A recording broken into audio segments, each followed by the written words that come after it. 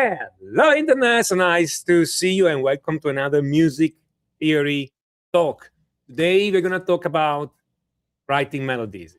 Writing melodies is a topic that has very, very little written around. So, if you've never read anything about that, if you don't know much about that, if people keep telling you that melody writing is just an instinct or something, which is not true, today we're gonna put a dent in that. Okay, we're gonna talk about something more about how to write melodies and in a very specific way. But before we get into the details, if you are watching us from anywhere in the world, say hi in the chat. Tell us from where you're from. I already see Steve from Manchester.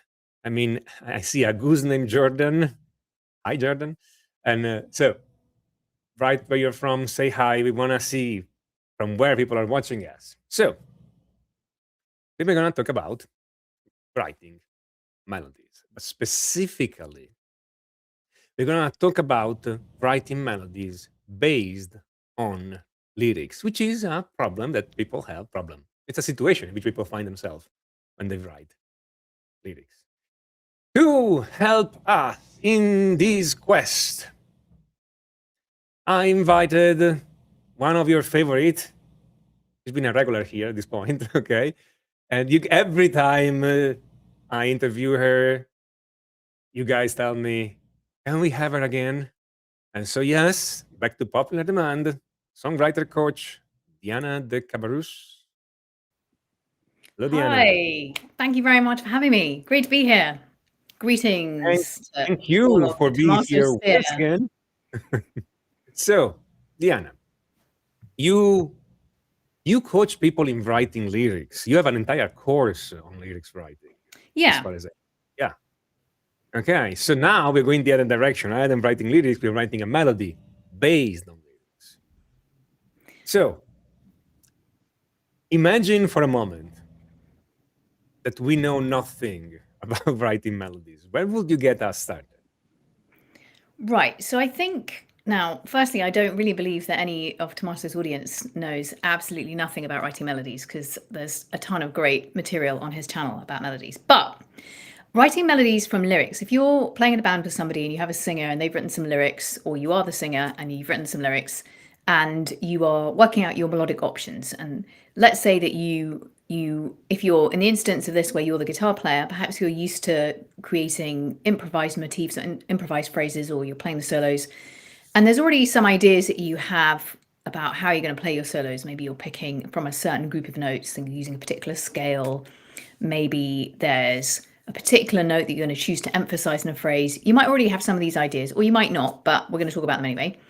But what happens if you suddenly find yourself in a situation where there's a conversation about how we're going to set this line, like what notes we're going to choose for this line? Like how are we even going to think about that? What's the way to, what are some ways that we can approach it beyond simply just making something up randomly, which can give us good results. And I'm like never going to say don't do that, but there's other things we can do as well. So the first thing to keep in mind is that any lyric is going to have it's going to have some information encoded. Now, you don't need to use that information, but you can if you want to in a variety of different ways. So there's already going to be inherent rhythmic information, and that comes from the number of syllables and the syllables that are stressed. And even if you've never heard of the expression stressed syllables, you do actually know how to use them already. They're the accents in a line, and you learned how to use them when you learned how to speak. So, for example, if I say the phrase elephants canter slowly, that has 3 accented syllables. The first syllable in the word elephants, first syllable in the word canter, and the first, actually slowly, yeah, no, it is the first one in the word slowly. 3 stressed syllables, more syllables altogether, but 3 of them are accented. And the same number of accented syllables are in the phrase cats jump high.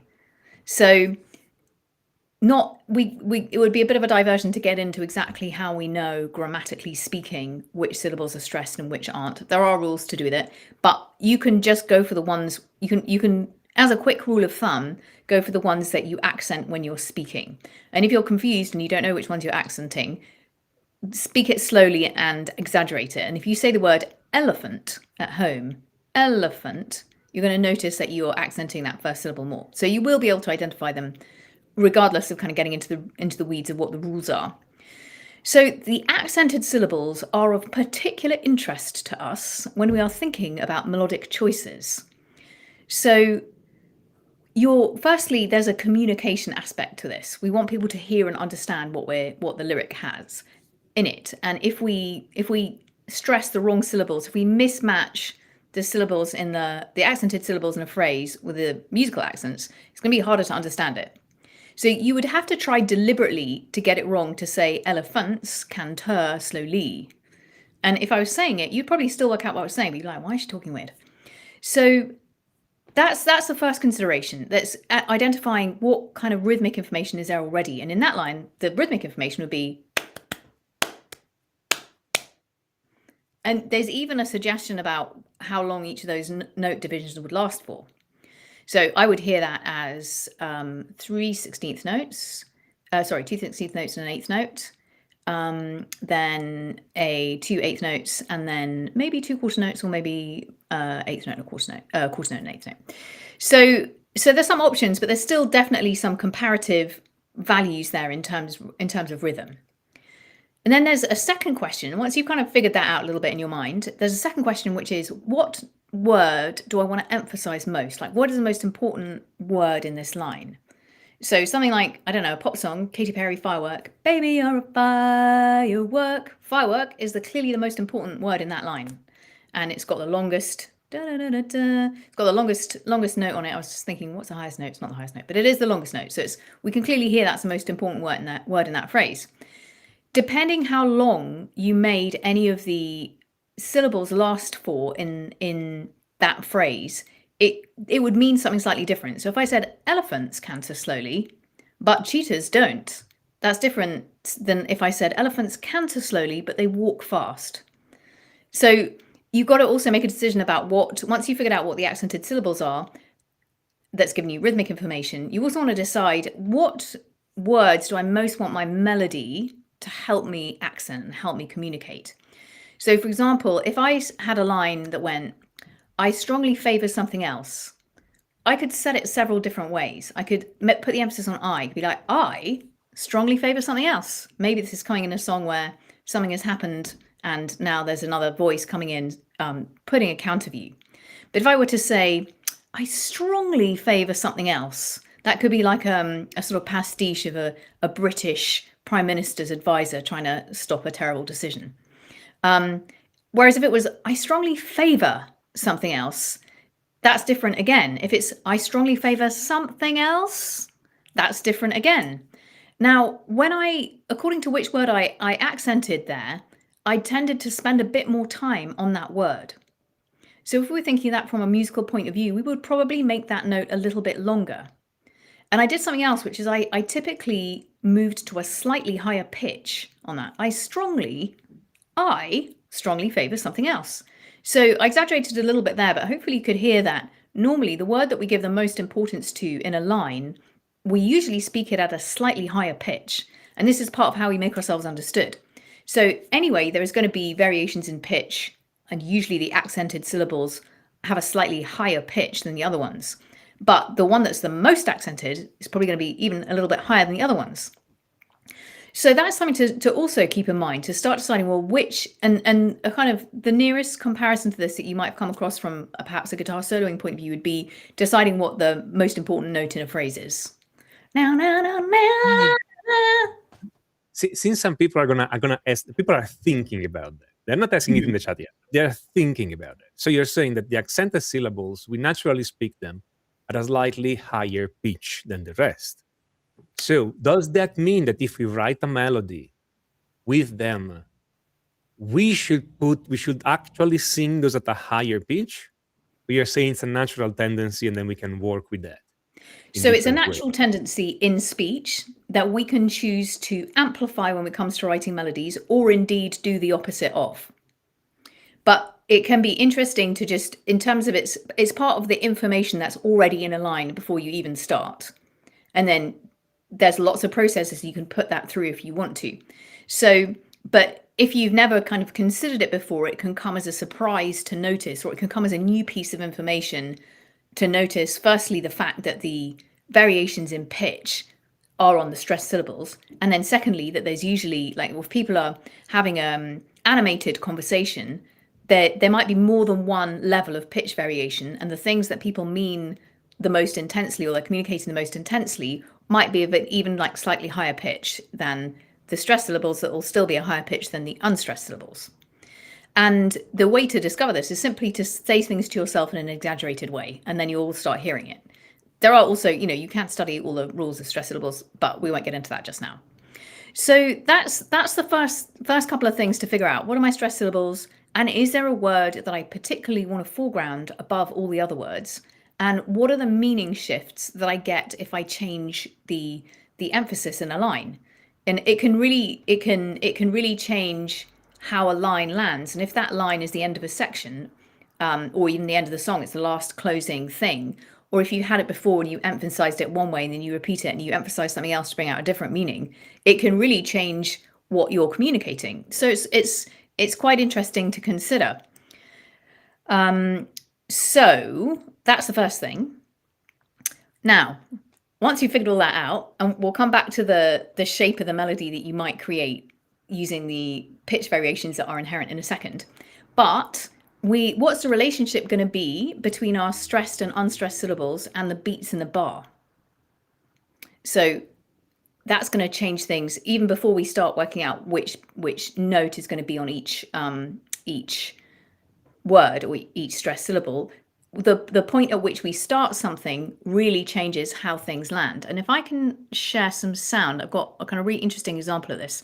So if we just dial into the fact that we've got the strong beats of the bar on 1 and 3 and the weak beats of the bar on 2 and 4, one melodic variation you can do, and this is something that can create a little bit of rhythmic tension. And so from the point of view of people who are used to concepts of tension and release in theory or in harmony, or, I don't know, you're going to put your flat 6 over a chord for a very dramatic note or whatever it might be, this is kind of an analogous idea. And it's always easier to move into an apparently new area when you've got a little bridge, because there's an idea that's sort of related to an idea you might already have encountered. So if we were to have you can have a whole scheme in a song where you are emphasizing beats 2 and 4 much more strongly in the verse. And then when you get to the chorus, you're landing on beats 1 and 3. And that is going to create a feeling of release, even without you doing very much else with the melody. So if I can share, I've got an example here. Let's see. Right. Okay, so not this one. Not that one. Here we go. Okay, so this is a song by a folk artist, a British folk artist called Seth Lakeman. And so first of all, hopefully everyone is seeing something that says Lady of the Sea and a little table. Oh dear, not that. That's made infinity happen. I'm just going to assume, unless Tommaso tells me otherwise, that people are seeing this. So you can see here that I've made a little check mark where the phrases are coming in. And in the verse, there's this phrase comes in on beat 2. We're going to hear it in a second. Phrase comes in on beat 2. Third line, phrase comes in kind of like on the and of 4. Phrase comes in beat 2. Phrase comes in beat 2. And of 4, and of 3 and 4. Then in the chorus, it's going to release onto the 3 and the 1. And that's going to change how it feels. So I'm just going to play a clip now. Hopefully you'll be able to hear it. I'm going to play it on the other. Here we go. Right, so hopefully you should be still seeing the slide. 3, 4, 1. 1, 2, 3, 4. No, pass them on. 1, 2, 3, 4. 1, 2, 3, 4. 1, 2, 3, 4. 1, 2, 3, 4. So we come into the chorus. 3, 4, 1, 2, 3, 4. 1, 2, 3, 4. 1, 2, 3, 4. So I might just play that again because it's quite hard to hear it the first time, but there's a sense of push and pull, like there's rhythmic tension in the verse. And then there's a lonely heart is setting free. And the most important words, heart and free, are the ones that are landing on the strong beats. So we get that kind of slight feeling of soaring. It's about a shipwreck, because like many folk songs. So Let's just hear that one more time.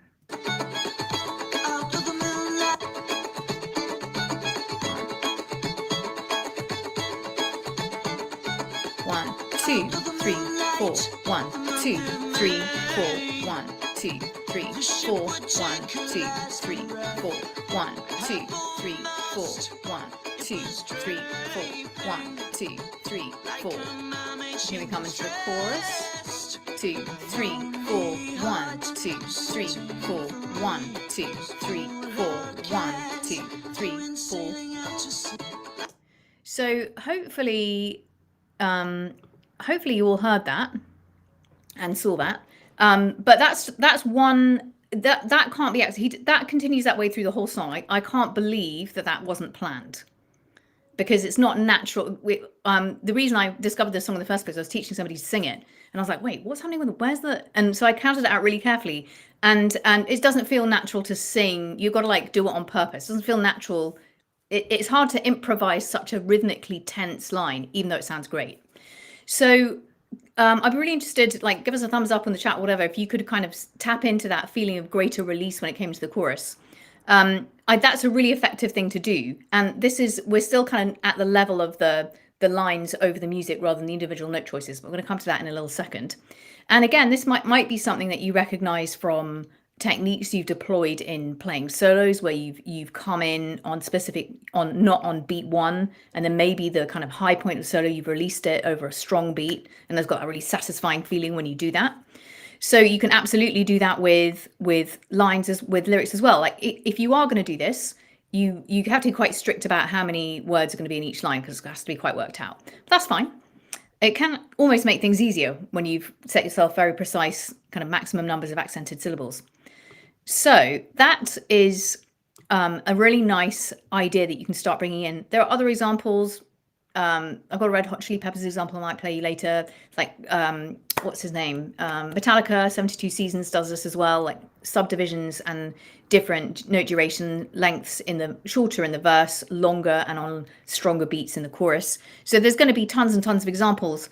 And because rhythm is something that we notice melody, instruments, harmony in a very direct way, but we don't typically sit there noticing rhythms unless we work them out. So it just feels good and we like it. But quite often there's a very, as soon as you dig a little bit, there's often rhythmic reasons that support that. So that's the sort of second aspect of how you can think about setting lyrics to a song, creating a melody. Now, when it comes into, when we're talking about what actual pitches to apply, we can absolutely take the inherent movement and make that bigger. And we can do this in a very sort of direct way. If I were to take, again, Elephants Canter Slowly, there's a da-da-da-da-da-da-da. It could be like a little zigzag. And if I haven't got a little thing that I can draw on, I don't think. But I can get a piece of paper. That would work.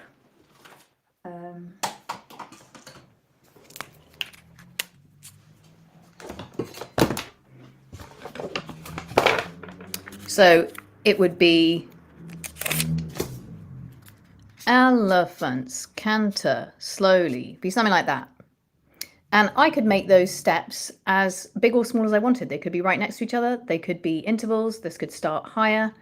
This could come down lower. But that would give me a framework.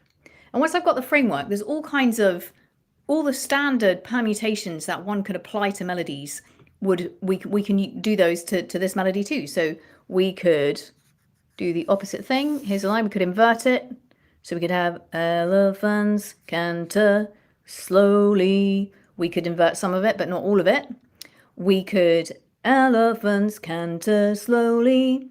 We could take our little durations. We could do any of the melodic contours that you may already have thought about in your solo playing, like could have an arc. Elephants canter slowly. I haven't worked these melodies out, as you can see. But you could have a reverse arc. You could have a zigzag. You could combine them. So all the normal ways, all the techniques you might already have for creating variations from your melodies, you can apply with this. Something else that I really like that I think translates pretty effectively from any guitar solo stuff you might have been looking into is what groups of notes you're going to choose. So let's say we've still got our little elephants canter slowly. Maybe we are going to restrict ourselves to a certain group of notes, and we're going to stay within that for this little section, or we're going to stay within that for a certain number of repeats, or we are going to, and if we had a kind of three stressed, because the whole point of this thing is we basically got three stressed syllables, the L and the can and the slow. So I'm just putting those there, those are stressed syllables. So maybe those notes are going to be, they're going to be singled out for slightly more attention than the other ones. It may be that we sequence this whole idea. And if we've got a scheme, a stress pattern scheme in our song, we've got three stress syllables every line, we might change what's happening here to its opposite for the next line. So our stress syllables are still where they are, but there's different things happening melodically. Maybe we've got a pattern where we've got 4 stress syllables one line and 3 in another. That's very common. You might do it without even noticing it. That's the kind of, there is a house in New Orleans they call the rising sun. It's a 4-3-4-3. Or amazing grace, how sweet the sound that saved a wretch like me. So 4-3-4-3. You might, if you've started off with that, you can designate perhaps the last one to be something different. So you could repeat the first bit of melody and then the last bit changes. That gives us a real feeling like there's been a big contrast, but without us actually having to change very much. So in fact, that's something I'd really like to draw out, that our feelings of enjoyment about what's happening musically. And again, this point that we're trying to make sure the lyric is heard and understood. We don't typically want hundreds and hundreds of notes going on, or it's going to be very confusing. People are not going to hear the words. So we do have to be quite choosy about which note, how many notes we're going to get people to hear.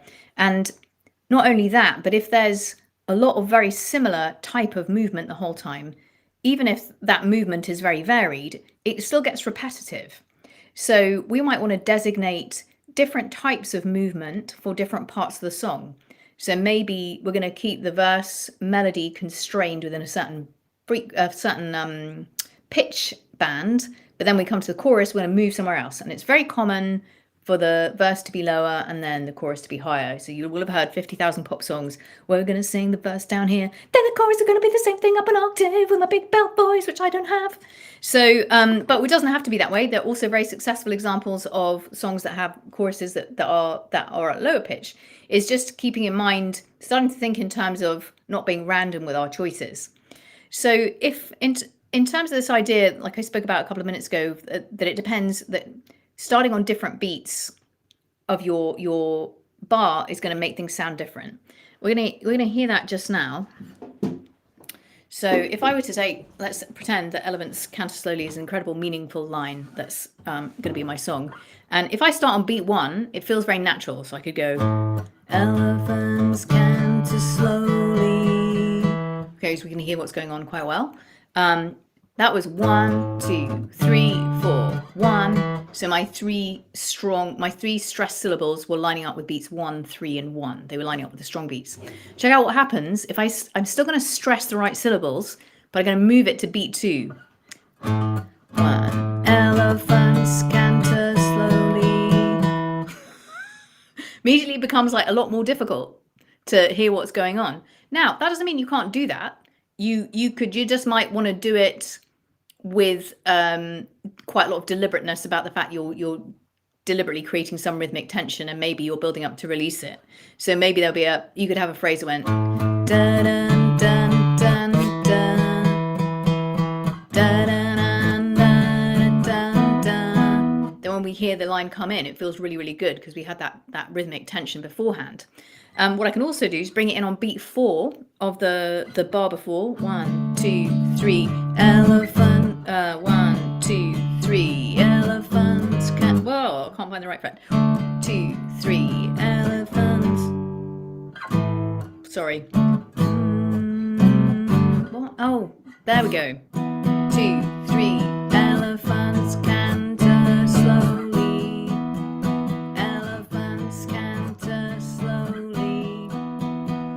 So I'm gonna use very basic chords, but you can The see how moment, much it the moment changes you things. went for, the moment you went for, I'm gonna start singing this one on 4. I'm like, if she gets this the first time, she's my hero, because that's that's super hard to do with You that know what? It phrase. wasn't the singing. It was the where is the guitar?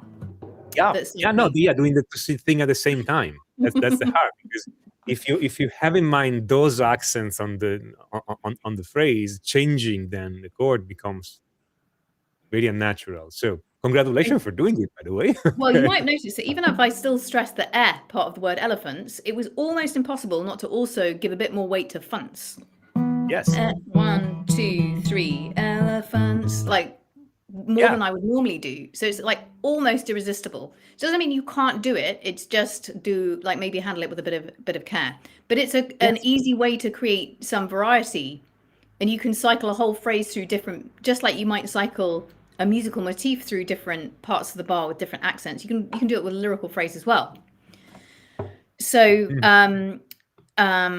that Since you're here, because you're giving us options, and that's fantastic. But and there is a comment here that yeah, clearly so many great option. That's my problem. So I like you at a certain point to comment on how you choose between those options. right. Well, so you got to record them and decide which you like the best. Basically, well, you don't have to, but that usually what you will find is that a clear preference emerges, and you can actually trust yourself you can trust the response that you come up with.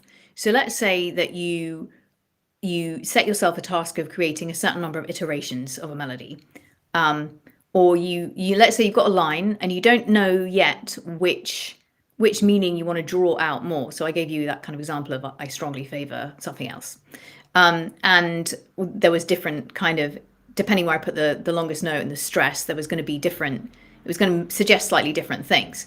So even if you're not certain which you want to foreground, you could simply try 3 or 4 different versions out. And it's never happened to me that I didn't know what I preferred. And I'm not that, also with other people, I've rarely seen somebody really not know what they preferred. So basically get some sort of recording of it, however rough, and listen back. And sometimes your idea about what you prefer depends a little bit on what's coming before and what's coming after. So something which can be helpful in the first instance is to have soft preferences. So don't kind of cleave too much to one thing until you've heard it in context with the other things it's going to be in, and allow yourself a possibility of changing your mind. And if you don't use something in one situation, you can always keep it for another time. So that's what I would say to that. I don't know if that's super helpful because it doesn't save you time. You still have to do all the things. But I had a flatmate once, and he had a great comment that I've never forgotten, which is, if you're down to 2 options that both seem great, and he was more talking about mountain bikes because he was very sort of sporty, than music. But it's like if you're down to 2 whatevers that both seem great, probably either one you pick is going to be pretty good. And don't get stuck on one thing because you're trying to make it perfect. Pick one, move on. That's maybe not everyone would give that advice, but that would be my advice. You can always save the others. Yeah, I think it's good advice. Do you have any other techniques, Tommaso, when you're trying to pick between 2 things or multiple possibilities? Usually I iterate really fast. So like I do, like you do, I record the stuff, then maybe I move them around. If I record them on a DAW, I move them around and I try to see what moves best. I record and then I record 2 or 3 combination or options, etc., and then I listen to them the day after. Because the same day I'm still too much caught in the creation part of the process. The day after, I'm like, okay, now I can actually judge what's going on and see which one I actually like best. So for me, Yes. it's the next day. So this, I think, draws out a very, very important aspect of that comment that I did not address, which is what we're dealing with is making a choice, making a decision. And decision making is a finite resource, cognitively speaking. So they did this experiment with parole boards where they looked at the number of decisions that were overturned in the morning and the afternoon. And to cut long story short, people were much more inclined, whatever decision people came in with their parole review, it was much more likely to be turned over and reversed in the morning, and the default was much more likely to stay the way it was in the afternoon, because people had basically run out of the cognitive energy necessary to make a confident decision. So if you already used up brain juice being creative and doing things and thinking, that moment might not be the best. You might not be at your most resourced for the decision making aspect, and so that's another good reason to leave it to the next day or another occasion. And also, usually when you come back to something the next day, you're no longer, if you were particularly attached to one idea, sometimes a little bit of that attachment has faded and you can be a bit more objective, and you're like, I like it. But I think generally you'll find that you can trust yourself to have a response, and it's usually really reassuring to discover that.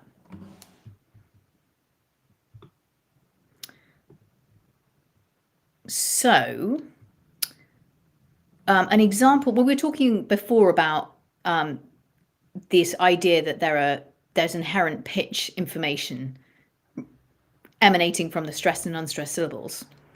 And I was saying that you can either amplify it or you can do the opposite.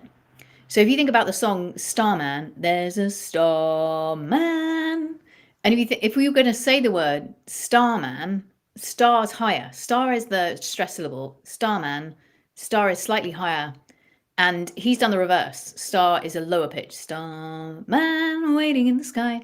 So, however, so there's definitely no sense that you need to mirror the pitch movements in speech. You can absolutely change it. However, because it's a very long note, there's a star, and because there's a big jump right before it, even though the jump is from high to low, but the note is long, so we're still not left in any doubt that it's an important word. But that's just an example of doing the opposite. So there is another cool thing. So just like you can pick certain groups of notes to feature in your melodies, and you could match an important word in the phrase with a particular important melodic note. So let's say you had a section of 4 lines, and right at the last line, the last line had the kind of like killer payoff in it, or the impactful word that you really wanted everyone to land on. So in the Seth Lakeman example, a lonely heart is setting free, heart and free are the important words. So let's say you know what your important word is. You could save one note that we only hear on that important word. So we haven't heard that note yet in the song. So a lot of pop songs especially tend to have very clustered verse melodies. If you think about Taylor Swift, Blank Space, I think it is, dum bum ba da dum da da dum da da da dum bum bum bum ba da da, like that's all the same note. And then the other notes are kind of clustered, kind of very close to it. So if you had some sort of rhythmic melodic melody that didn't move all that far and wasn't using that many notes from the key that you're in, and then you got her lonely heart is setting free, and those are, they must be called, they're kind of very consonant notes. You can just hear from how kind of easy they are to remember. You're saving maybe one of your chord tones or one of your consonant notes that we haven't heard yet, and you're like putting that bam on the word free, or on the word alone, or on the word bold, or whatever word you want to highlight. So you're almost having, we'd almost think of it as a kind of musical grammar, just like in speech and in rhetoric and in oratory. There are these grammatical constructions that help to highlight and communicate a certain point and give emphasis. We can do the same thing with the musical knowledge that we acquire, and even just making one note longer will give that note more importance. So aside from choosing particular groups of notes and then saving a note for a moment, and you'll have heard this done in guitar solos all the time. There'll be a certain, staying in one, and then maybe in one area and there's 3 notes, and we'll hear those 3 notes, and then we'll hear And when that note comes in, we're like, catches our attention because we haven't heard it yet. And we're like, you know, oh, shouldn't have tried to bend on an acoustic guitar. Anyway, so you get the idea. We can apply these we can take these ideas that we may already have seen in the music theory that we might know, or the musical ideas or craft that we might have already explored with playing guitar, and we can apply them in a fairly direct way to lyrics once we've just decided what meaning it is we want to highlight and communicate.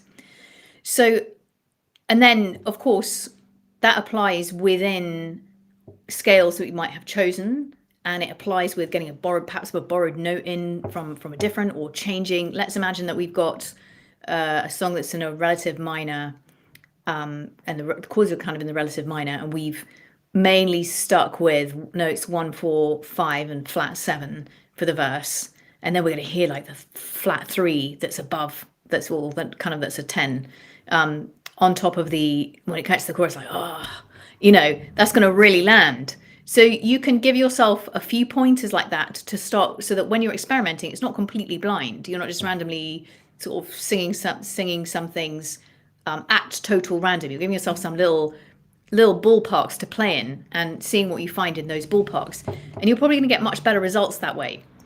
And you will also avoid repeating yourself, because we all have habits, things that we gravitate to naturally that we like. There is one more possible layer to this though, and that is if you have repeating syllable sounds, those are extra bits of rhythmic information in your lyric. And so I'm not talking about the rhymes at the ends of the lines. I'm talking about like repeated syllable sounds that might be throughout your lines. You could even create a kind of grammar for yourself where they're going to match up with one particular pitch or one of two pitches. And that's going to reinforce the rhythm that's in them. And a really great example of this, and I'm assuming that you can hear this, is in Lose Yourself. The syllable O, he's no something, his own father, he goes home. So that syllable O, which you should hear here.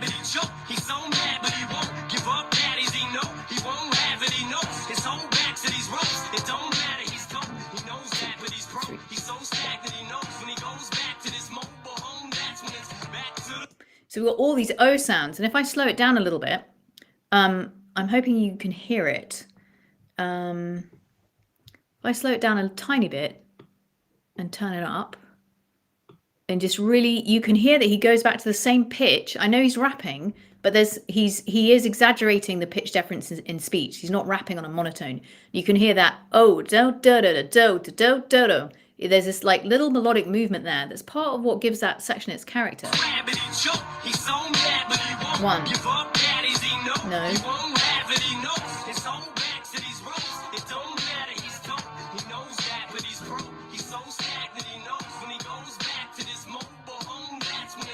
And that creates a da da da da. There's a kind of there's an extra layer of rhythm that's happening on top of the rhythm of the speech. It's like the hi-hat pattern on a drum kit or something. And you can absolutely examine the line to see if there's any opportunities like that. And you could even create opportunities like that. And it doesn't have to be quite as pronounced as you know, in a rap song, he's got less opportunities for musical information. And part of what I think makes Eminem a really interesting artist is the amount of subtlety there is in that kind of thing, and the amount of extra musical information that we maybe didn't realize was there to start with. And that's kind of, I guess, why he's an artist that has connected with lots and lots of different music fans. So that idea that you can look even at a more granular level than the accented syllables at what sounds there are and how the sounds are connecting across the lines and what opportunities there might be there. Excuse me. Eminem made me cough. So I don't know if you've, I certainly hadn't, that wouldn't be something that I would naturally have thought about until I learned to think about it. So hopefully that's given you a few ideas. Yeah, he's grown farther from home. He's no father. He goes home and barely knows his own, like the that we could even write out what rhythm that was doing. So, and we've got one more layer. Yeah, so that's basically the idea that we can connect we could choose to connect certain syllables with certain notes. I have seen an idea that you can almost have a scale of different vowel sounds, like set, sut, sat. That's taking it quite far, but yeah, I mean, certain vowel sounds do sit naturally slightly lower than others. So that is something that one can work with the grain of or against the grain of, depending on how you want to use it. It's just information that exists in the language already. So I do have one more level for this, which is outside of just the stress syllables, which is the main thing we've been focusing on. We do also have the total number of syllables. So even if the stress syllables are going to tell us where the most important bits of meaning are in the line, because that's why they're there. They stress the meaning carrier words in a sentence. The total number of syllables obviously does affect how easy something is to sing, and a very common bit of advice on first edits of lyrics is to try and trim the fat, which means just see if you can get rid of extra words, say the same thing with fewer words. As you can already tell, I'm naturally talkative, so this is always something that I have to pay a lot of attention to, and I always have to be quite ruthless. And once you're looking at the level of the total number of syllables, there are other options that become available. So you can choose to contrast how many syllables in total there are in a line in different sections of the song. And what you see quite often is that there might be a greater number of syllables in total in a verse and a smaller number of syllables in total in a chorus. And this gives the words in the chorus more room to breathe. And we did hear this in the Seth Lakeman song, even though we were looking out for those differences in the kind of rhythmic tension according to where he was lining up the syllables with and the phrases with on the beats, strong beats and weak beats of the bar. There was still a lot fewer syllables in total in the chorus. And so a lonely heart was setting free. There was 3 syllables on each line, whereas there was many more in the verse. So you can use the total number of syllables as an indication for how long you're going to make the notes. Obviously, more syllables in the same amount of time in a bar, the notes are going to have to be shorter. And the longer a note is, the more we're going to hang on that meaning. So this is a thing Chili Peppers do quite a lot in Danny California. If anyone can think of that, so have I probably got that song somewhere. There is, State of Alabama, wish she was doing a hammer, a deep, let me just look up the lyrics real quick.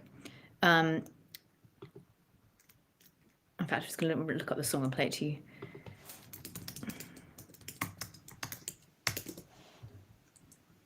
Okay. Yeah.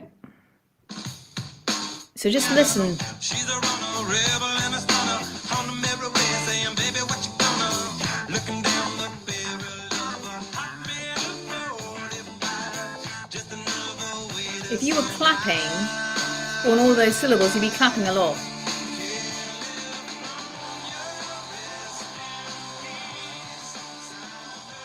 And then we've only got like 3 in a bar when we get to the chorus. So we get many fewer subdivisions in the chorus. And that's another thing that helps focus our attention on the lyrics in that section. So you can also set out, well, what are my maximum number of syllables going to be, let alone where the stresses are in each section. So in Dangerous Woman, this is Ariana Grande does this as well. The chorus, the verse has got these short, think swung, it's 6/8. Short, it's in 6/8. So he's got da da da da da da da da da. So we've got these little short notes. And then in the chorus you've got, you make me feel like a dangerous woman. 3 dangerous. They're much longer notes and we can hear much more clearly what's going on. So that's another way that you can approach making contrast between your sections. And so if that was all seeming like a lot of information, what I would like to just draw out a little bit more is at the top level, you're trying to communicate something. So how are your choices going to support what you want to communicate? And it's fine to be ambiguous, but we don't want to be obscure deliberately. As I now understand, I definitely was trying to be as obscure as possible when I was a young songwriter because I thought that was going to make me interesting and deep and complex. But I think that's nonsense now. So want to be understood, And so we want to make sure that our choices are supporting what it is that we want to communicate. And then we have going to have aesthetic considerations. What do we like? What is our personal style? I like quite a lot of contrast personally. So all of these techniques are ways that I could get the amount of contrast that I want. And as I'm typically going to be playing by myself with a guitar, I need as many ways of, I don't have the option of creating contrast via different instrument sounds and different timbres and those kinds of arrangement techniques. So I need to make sure I've got enough in the writing to keep it interesting. So that's another consideration. There's always going to be, if we have too much contrast, we're going to get confused and stop paying attention. It's not going to make sense anymore. It's like doesn't serve our objective of communication. But if there's not enough contrast, it's going to be boring. And then in terms of like, well, how do I know what's the right amount? It's what you like, basically. And the way that you find out what you like is by doing it. So all of these ideas are also in service of how much contrast or continuity you're going to have between sections and how you can create that.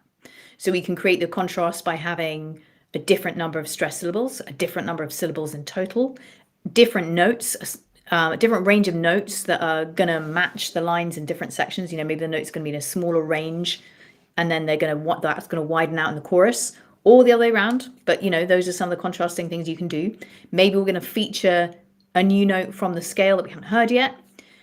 Maybe we're going to have different numbers of stressed syllables in the line. Maybe we're going to vary where the emphasis in the bar falls between strong beats and weak beats. Maybe we're going to vary the duration of the note. And of course, we're going to do probably multiple of those things at the same time, but all in the service of what is it that I want to communicate, and do I like, what's the how much does the contrast please me? So there's a few ideas to get you going. And to be honest, if you do even 3 of those things, you'll be operating with your melody writing at a far more sophisticated level than most people, including me for sort of the first 10 years of my songwriting career. Wow. Okay. That is a lot of information. I recommend anybody who's looking at this, watching this, to come back later and review this stuff. And guys, come back with pen and paper, because you're going to write those down. There's a lot. Good. I like it. Now, looking at the question here, but I would like you to address this one, if it makes sense to. Is it ever necessary to restructure the lyrics? Almost always. I mean, there we go. A bit like if you were writing, let's imagine that you've been hired to write the guitar solo for a particular song, and it's in the key of G minor, and you've decided that just like a straight ahead natural minor is it's going to sound great, and you start having a little look in there. Are you likely to change your first idea? Is the first thing you come up with likely to be the thing that you end up with? You're probably gonna, at the very least, even if you do a little idea and you're like, okay, I like that motif, you're still probably going to work out how the phrasing is going to be nice. Like maybe you're going to slide into it, maybe you're going to bend into it, maybe you're going to do a rake. You're probably going to elaborate it a little bit based on your first idea. And I still remember the first time I went into a studio and the producer was putting a red pen through some of my lyrics. I was like, what is he doing? Because I'd always recorded things myself before. So and it's completely normal. So I got over myself quite quickly because it did sound much better.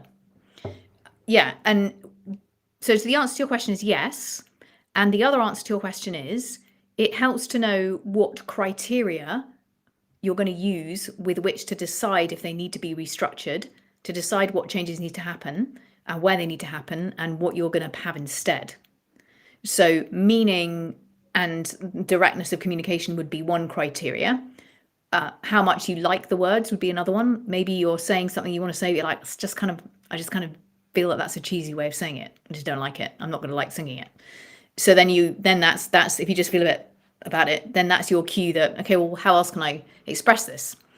It may be that that something, you got one line that's a bit too long, and now it's sticking out every time, and you feel a bit of a rush every time you're gonna. So the musical qualities of the line are going to be important. It may be that you're giving all the goodies in verse 1, and now there's nothing else to say. So now we've got to restructure in the sense of moving material from one section to another section, so that we unpack an idea.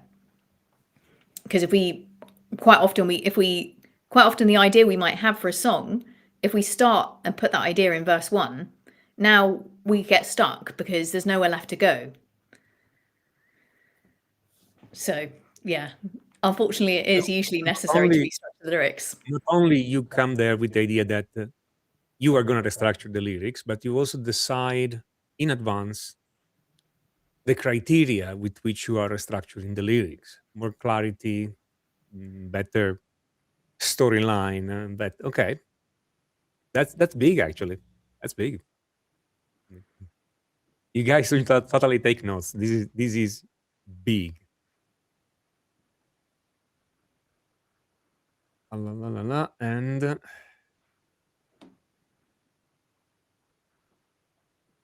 good. I'd be interested if any of the guys who are watching, if they work with singers, or if they're if they're going to dabble in songwriting themselves, or if they're in a position, if you work with somebody who writes the lyrics and you make some of these suggestions, they might be a bit annoyed that they didn't think of that, but they might also be very impressed, hopefully, and grateful that you are you're working on a melody that's been oh, well, that's great, excellent, keep going. That's what we want. That's what we want. Exactly. Okay, Diana, you have something for our watchers here, for our audience. You have something. As soon as I find a way to click on it, you have that. Yes, I have an e-guide called 10 Creative Techniques to Start Writing Songs Faster.